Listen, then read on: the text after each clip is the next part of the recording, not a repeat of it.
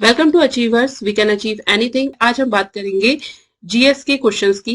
तो सबसे पहला क्वेश्चन है, कर्णम मल्लेश्वरी किस खेल से संबंधित है? कर्णम मल्लेश्वरी आपकी पहली भारतीय महिला है जिन्होंने ओलंपिक में मेडल जीता। ये भारोत्तोलन खेल से संबंधित है। दूसरा क्वेश्चन है, विश्व पर्यावरण दिवस कब मनाया जाता है? ऑप्शंस है 11 जुलाई, 5 जून, 5 सितंबर या 12 अक्टूबर को। तो विश्व पर्यावरण दिवस मनाया जाता है 5 जून को और ये दिवस 1973 ईस्वी से मनाया जा रहा है। विश्व पर्यावरण दिवस 2022 की थीम थी ओनली वन अर्थ। अगला क्वेश्चन है, कुषाणों का सबसे प्रसिद्ध राजा कौन था? कुषाणों का सबसे प्रसिद्ध राजा था कनिष्क। कुषाण वंश की स्थापना भारत में कुजूल कैटफिशेस ने करी। कनिष्क ने शक संवत भी चलाया। इन्होंने शक संवत 78 एडी में चलाया, 78 ईस्वी में। अगला क्वेश्चन है, विमुद्रीकरण क्या है? और इसके ऑप्शंस हैं, नोटों के मूल्य में वृद्धि करना, पुराने नोटों का चलन बंद कर देना, या नोटों का मूल्य कम कर देना, या नए नोट छापना। तो विमुद्रीकरण का अर्थ है पुराने नोटों का चलन बंद कर देना। जैसे कि मोदी सरकार ने 8 नवंबर 2020 को 500 और 1000 के नोट, जो पुराने नोट थे, वो बंद कर दिए थे और उसके बाद उन्होंने नए नोट जारी करे। तो इसे ही कहते हैं विमुद्रीकरण। अगला प्रश्न है आपका, निम्नलिखित में से अम्लीय वर्षा का मुख्य कारण क्या है? ऑप्शन है carbon dioxide, carbon monoxide, nitrogen dioxide या ऑक्सीजन। इसका सही आंसर है नाइट्रोजन डाइऑक्साइड। तो नाइट्रोजन डाइऑक्साइड और सल्फर डाइऑक्साइड जैसी गैसें जब पर्यावरण में बहुत अधिक मात्रा में हो जाती है तो वो पानी के साथ मिक्स होकर सल्फ्यूरिक एसिड और नाइट्रिक एसिड बनाती है और वो ये जो एसिड है ये वर्षा के पानी के साथ धरती पर बरसते हैं। जो एसिड रेन है वो आगरा के आसपास हुई थी, तो जो ताजमहल है उसका जो रंग है वो हल्का पीला पड़ गया था। वो आपके अम्लीय वर्षा के कारण ही था। अगला प्रश्न है, पोलियो किस कारण से होता है? पोलियो आपकी विषाणु यानी कि वायरस से होता है। तो इसका ऑप्शन है वायरस। और पोलियो से बचने के लिए 0 से 5 साल के बच्चों को पोलियो ड्रॉप हर वर्ष पिलाई जाती है। अगला प्रश्न है, वेल्थ ऑफ नेशन पुस्तक के लेखक कौन है? ऑप्शन है आपके Adam Smith, Alice Munro, John Milton या कुलदीप नैयर। तो इसका सही आंसर है एडम स्मिथ। और एलिस मुनरो ने भी एक बहुत फेमस बुक लिखी है, ये भी एक बहुत प्रसिद्ध लेखिका है। इनकी बुक है dance of the happy shades, dance of the happy. अगला प्रश्न है, प्रोफेसर सतीश धवन अंतरिक्ष केंद्र कहाँ स्थित है? प्रोफेसर सतीश धवन अंतरिक्ष केंद्र आपका श्रीहरिकोटा में स्थित है। श्रीहरिकोटा आंध्र प्रदेश में है और ये बंगाल की खाड़ी में स्थित है। अगला प्रश्न है, विश्व व्यापार संगठन किस वर्ष स्थापित हुआ? विश्व व्यापार संगठन 1 जनवरी 1995 को स्थापित हुआ। इसका हेडक्वार्टर जिनेवा, स्विट्जरलैंड में है। अगला प्रश्न है, फेसबुक का संस्थापक निम्नलिखित में से कौन है? फेसबुक के संस्थापक हैं मार्क जुकरबर्ग। अगला प्रश्न है, प्राचीन भारत में मगध राज्य की पहली राजधानी कौन सी थी? तो प्राचीन भारत में मगध राज्य की पहली राजधानी थी आपकी राजगीर। ये जो मगध है, मगध राज्य में कई सारे वंशों ने राज्य किया। इसमें से 2 वंश बड़े इंपॉर्टेंट है, एक है आपका नंद वंश और दूसरा है आपका मौर्य वंश। मौर्य वंश की स्थापना चंद्रगुप्त मौर्य ने करी थी। चंद्रगुप्त मौर्य ने नंद वंश के आखिरी राजा धनानंद को मारकर मगध पे मौर्य वंश की स्थापना करी। अगला प्रश्न है आपका, फाहियान नामक चीनी यात्री किसके शासनकाल में भारत आया? तो फाहियान नामक जो चीनी यात्री है वो आपके चंद्रगुप्त द्वितीय विक्रमादित्य के शासनकाल में भारत आए। चंद्रगुप्त द्वितीय विक्रमादित्य गुप्त साम्राज्य से संबंधित है। गुप्त साम्राज्य की स्थापना श्रीगुप्त ने करी और गुप्त साम्राज्य के वास्तविक संस्थापक थे चंद्रगुप्त प्रथम। अगला प्रश्न है, भारतीय नेपोलियन किसे कहा जाता है? ऑप्शन है चंद्रगुप्त मौर्य, चंद्रगुप्त विक्रमादित्य, समुद्रगुप्त या हर्षवर्धन। तो भारतीय नेपोलियन कहा जाता है समुद्रगुप्त को। समुद्रगुप्त भी गुप्त साम्राज्य से संबंधित है और समुद्रगुप्त को भारतीय नेपोलियन विसेंट स्मिथ ने कहा था। अगला प्रश्न है, तराइन के द्वितीय युद्ध 1192 ईस्वी में किसने किसको पराजित किया? ऑप्शन है, महमूद गजनवी ने पृथ्वीराज चौहान को, पृथ्वीराज चौहान ने मोहम्मद गौरी को, पृथ्वीराज ने महमूद गजनवी को, या मोहम्मद गौरी ने पृथ्वीराज को। तो तराइन के 2 युद्ध हुए हैं। पहला हुआ है 1191 ईस्वी में और दूसरा हुआ 1192 ईस्वी में। जो 1191 और 92 के युद्ध है वो पृथ्वीराज चौहान मोहम्मद गौरी के बीच में, दोनों ही युद्ध। पहले युद्ध में पृथ्वीराज चौहान की विजय हुई और दूसरे युद्ध में मोहम्मद गौरी की विजय हुई। तो पूछा गया है तराइन के द्वितीय युद्ध में किसने किसको पराजित किया? तो मोहम्मद गौरी ने पृथ्वीराज चौहान को पराजित किया। तो ऑप्शन डी सही है। अगला प्रश्न है, विजयनगर का वर्तमान नाम क्या है अथवा विजयनगर साम्राज्य के अवशेष कहाँ मिलते हैं? तो विजयनगर साम्राज्य का वर्तमान नाम है हम्पी। विजयनगर साम्राज्य की स्थापना 2 भाई हरिहर व बुक्का ने 1336 ईस्वी में की थी और विजयनगर साम्राज्य में 4 वंश हुए। इन 4 वंशों के नाम है संगम वंश, सालू वंश, तुलु वंश और अराविडु वंश। अराविडु वंश। अगला प्रश्न है, शिवाजी के मंत्रिमंडल में प्रधानमंत्री कहलाता था पेशवा, मंत्री, सामंत या सचिव? शिवाजी का जो मंत्रिमंडल था उसमें अष्टप्रधान थे। इन अष्टप्रधानों में 8 व्यक्ति थे। पहले थे आपके पेशवा, दूसरे थे आपके सरे नौबत, तीसरे अमात्य या मजूमदार, चौथे सचिव, 5वें सुमंत या दबीर, 6ठे थे आपके वाक्या नवीस, 7वें थे पंडित राव, 8वें हैं आपके न्यायाधीश। इनमें जो पेशवा थे वो थे आपके प्रधानमंत्री। तो ऑप्शन ए सही हुआ। ठीक है। और जो आपके सरे नौबत थे ये सैन्य विभाग के प्रमुख थे। अमात्य आय व्यय का लेखा जोखा रखते थे। सचिव आपके राजकीय पत्राचार का कार्य देखते थे। सुमंत या दबीर विदेशी मामलों को देखा करते थे। वाक्यानवीस राजा के दैनिक कार्यों को लिखा करते थे। पंडित राव जो भी धार्मिक कार्य होते थे उसके प्रमुख थे। न्यायाधीश न्याय से संबंधित थे।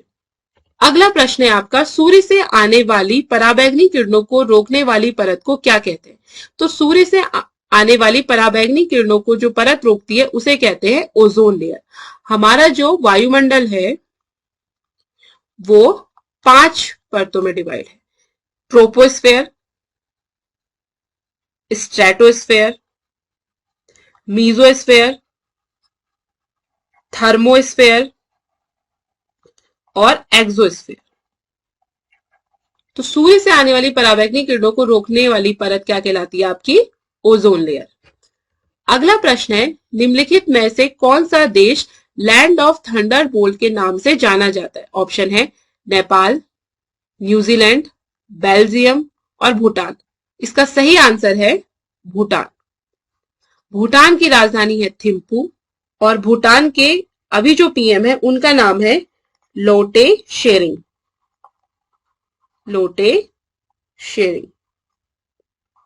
अगला प्रश्न है, भारत और पाकिस्तान के बीच की रेखा को क्या कहते हैं? मैकमोहन लाइन, डूरंड रेखा, रेडक्लिफ या पाक स्ट्रेट? मैकमोहन जो लाइन है वो है आपकी भारत व तिब्बत के बीच। डूरंड रेखा है आपकी अफगानिस्तान व पाकिस्तान के बीच।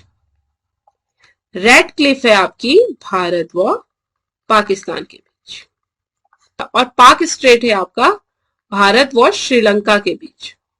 तो सही ऑप्शन हो गया सी, भारत और पाकिस्तान के बीच की रेखा को क्या कहते हैं? रेड क्लिफ कहते हैं। अगला प्रश्न है, इंदिरा कॉल क्या है? ऑप्शन है भारत का एक दर्रा, भारत का उत्तरी बिंदु, भारत की एक नदी या भारत का पर्वत शिखर। भारत जो है उनके 4 पॉइंट है। हमारा जो देश है उसके 4 पॉइंट है। सबसे north east point, south east point यानी दक्षिणतम बिंदु, पूर्वी बिंदु और पश्चिमी बिंदु। तो नॉर्थ ईस्ट जो पॉइंट है यानी जो उत्तरी बिंदु है उसे हम कहते हैं इंदिरा कॉल, और जो हमारा दक्षिणतम बिंदु है उसे हम कहते हैं इंदिरा पॉइंट, जो कि है आपके ग्रेट निकोबार द्वीप में, इंदिरा पॉइंट। और ये है आपका ग्रेट निकोबार द्वीप में। पूर्वी बिंदु जो है वो है आपका किबिथु, और ये है आपका अरुणाचल प्रदेश में। पश्चिमी बिंदु जो है वो है आपका गुहार मोती। तो इंदिरा कॉल क्या है? इंदिरा कॉल है भारत का उत्तरी बिंदु। अगला प्रश्न है गोल क्रांति का संबंध किससे है? तो गोल क्रांति का संबंध है आलू उत्पादन से। उसी प्रकार कई इस प्रकार की क्रांतियां चली, जैसे कि हरित क्रांति। हरित क्रांति का संबंध है आपके कृषि से। एक चली आपकी श्वेत क्रांति। श्वेत क्रांति का संबंध है आपके दूध उत्पादन से। तो क्रांति जिस क्षेत्र में हुई उस क्षेत्र में उत्पादन को बढ़ाने के लिए हुई। अगला प्रश्न है निम्नलिखित में से किसे भारतीय संविधान की आत्मा कहा गया है? ऑप्शन है नीति निर्देशक तत्व, मौलिक अधिकार, प्रस्तावना या मौलिक कर्तव्य। भारतीय संविधान की आत्मा कहा जाता है मौलिक अधिकारों को। भारतीय संविधान मूल रूप से 395 अनुच्छेद, 22 भाग, 8 अनुसूचियां में था, लेकिन फिर धीरे धीरे करके इसमें वर्तमान में 470 अनुच्छेद, 12 अनुसूचियां और 25 भाग हैं। भारतीय संविधान 2 वर्ष 11 माह और 18 दिन में कंप्लीट हुआ। और इसे लागू कब किया गया? इसे लागू किया गया 26 जनवरी 1950 को, और ये बनकर तैयार हो गया था 26 नवंबर 1949 को। इसीलिए 26 नवंबर को हम संविधान दिवस के रूप में भी मनाते हैं। हमारा भारतीय संविधान सबसे बड़ा लिखित संविधान है। अगला प्रश्न है भारतीय संविधान के किस अनुच्छेद के तहत किसी राज्य में राष्ट्रपति शासन लागू किया जा सकता है? ऑप्शन है अनुच्छेद 350, अनुच्छेद 352, अनुच्छेद 356 या अनुच्छेद 370। अनुच्छेद यानी कि आर्टिकल। तो राष्ट्रपति शासन से संबंधित हमारे पास 3 अनुच्छेद हैं। 352, आर्टिकल 352, आर्टिकल 356 और आर्टिकल 360। 352 जो है वो होता है आपके राष्ट्रपति शासन के लिए, और अब तक 3 बार राष्ट्रपति शासन भारत पे लग चुका है। 356 है आपका अगर राज्यों में राष्ट्रपति शासन लगाना है तो उसके लिए है। अगर राज्य की जो शासन व्यवस्था है, जो विधानसभा है, उसे भंग कर दिया जाए, वो सही तरीके से काम नहीं कर रही है, जो राज्यपाल है वो राष्ट्रपति से अनुरोध करता है राष्ट्रपति शासन लगाने के लिए, और इस प्रकार उस राज्य में राष्ट्रपति शासन लगा दिया जाता है, तो उस समय जो भी वहां सरकार होती है उसे भंग कर दिया जाता है। 360 होता है वित्तीय आपात, यानी किसी प्रकार की फाइनेंशियल इमरजेंसी अगर भारत में जाती है तो तब हम 360 लगाते हैं। ये कभी भी नहीं लगाया गया है। इसका सही ऑप्शन क्या होगा? अनुच्छेद 356। अगर किसी राज्य में राष्ट्रपति शासन लगाना है तो वो अनुच्छेद 356 के तहत लगाएंगे। तो ऑप्शन सी आपका क्या है? करेक्ट है। अगला प्रश्न है लोकसभा में किसी विधेयक को धन विधेयक के रूप में कौन निश्चित करता है? राष्ट्रपति, वित्त मंत्री, प्रधानमंत्री या लोकसभा अध्यक्ष? इसका सही ऑप्शन है लोकसभा अध्यक्ष। तो कोई भी विधेयक धन विधेयक है या नहीं ये लोकसभा अध्यक्ष बताएंगे। लोकसभा हमारा निम्न सदन है और इसमें मैक्सिमम 552 सदस्य हो सकते हैं। 550 सदस्य चयनित होते हैं और 2 सदस्य मनोनीत होते हैं। ये जो मनोनीत सदस्य हैं ये होंगे आपके एंग्लो इंडियन समुदाय से। और लोकसभा आपके आर्टिकल 81 में आता है। अगला प्रश्न है पंचायती राज अधिनियम 1992 किस संविधान संशोधन द्वारा लागू किया गया? 70वें, 73वें, 75वें या 76वें? तो पंचायती राज अधिनियम 73वें संविधान संशोधन के द्वारा लागू किया गया। ये तत्कालीन प्रधानमंत्री जवाहरलाल नेहरू द्वारा राजस्थान के नागौर जिले से 2 अक्टूबर 1959 को लागू किया गया। अगला प्रश्न है, राज्य सरकार का कानूनी सलाहकार निम्नलिखित में से कौन होता है? ऑप्शन है महाधिवक्ता, महान्यायवादी, सॉलिसिटर जनरल या नियंत्रक एवं महालेखा परीक्षक। इसका सही आंसर है महाधिवक्ता। महाधिवक्ता के बारे में आर्टिकल 165 में दिया गया है। उत्तराखंड के करंट महाधिवक्ता हैं सूर्य नारायण बाबुलकर। अगला प्रश्न है, प्रकाश वर्ष मात्रक है समय का, प्रकाश चाल का, दूरी का, प्रकाश मितीय ऊर्जा का। तो प्रकाश वर्ष मात्रक है आपका दूरी का, दूरी नापी जाती है प्रकाश वर्ष में।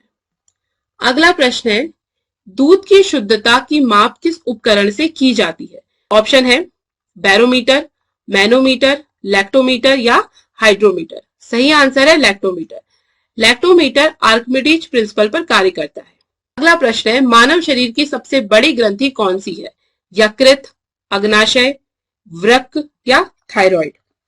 तो मानव शरीर की सबसे बड़ी ग्रंथि है यकृत। यकृत को ही लीवर भी कहते हैं। मानव शरीर में कई सारी ग्रंथियां पाई जाती हैं, जैसे कि पिट्यूटरी ग्लैंड। पिट्यूटरी ग्लैंड यानी कि पीयूष ग्रंथि। पीयूष ग्रंथि से वृद्धि हार्मोन स्रावित होता है, ग्रोथ हार्मोन कहते हैं जिसे। और अग्नाशय से आपका इंसुलिन हार्मोन स्रावित होता है। थायराइड से आपका थायरोक्सिन हार्मोन स्रावित होता है। अग्नाशय को ही इंग्लिश में पैनक्रियास भी कहा जाता है, उससे इंसुलिन नामक हार्मोन स्रावित है। यकृत यानी कि लीवर से बाइल जूस का सिक्रीशन होता है। अगला प्रश्न है, मलेरिया का कारक है। मलेरिया का कारक है आपका प्लाज्मोडियम।